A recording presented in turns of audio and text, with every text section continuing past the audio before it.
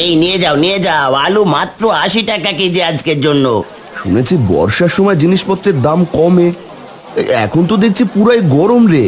দুদিন হলো পানি ছাড়া কপালে কিছুই জোটেনি। এই যে মহাজন, এই নিন আপনার মাল আর আমাদের টাকা ফেরত দিন। বাবা এই বৃষ্টিতে কিভাবে যাবে বলো তো? সব হয়েছে আপনাদের বুদ্ধির কারণে।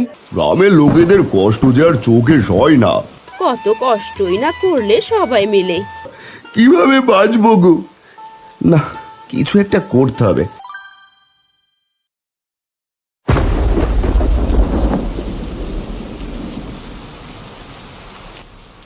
এই নাও বাজারের ব্যাগ, আর এই নাও ছাতা। এখন গিয়ে বাজার করে নিয়ে এসো তো দেখি। ও মা, তুমি কি পাগল হলে? বাবা এই বৃষ্টিতে কিভাবে যাবে বলো তো? বাপের জন্য দরদ দেখো। আর এইদিকে যে ঘরে কিচ্ছু নেই রান্না করার। একটু পরেই তো বলবি, মা খিদে পেয়েছে, খেতে দাও। তখন আমি কি খেতে দেব বাপু? আমি বলবো না। বাবা তুমি যেও না তো, আগে বৃষ্টি কমুক। আমি আর কোনো কথা শুনতে চাই না। তুমি এক্ষুনি যাও, গিয়ে বাজার করে নিয়ে এসো।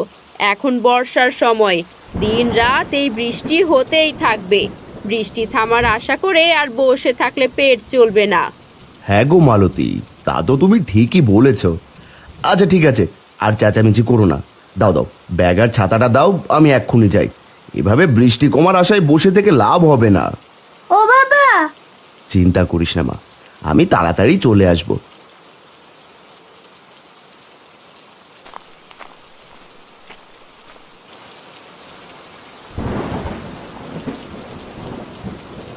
আরে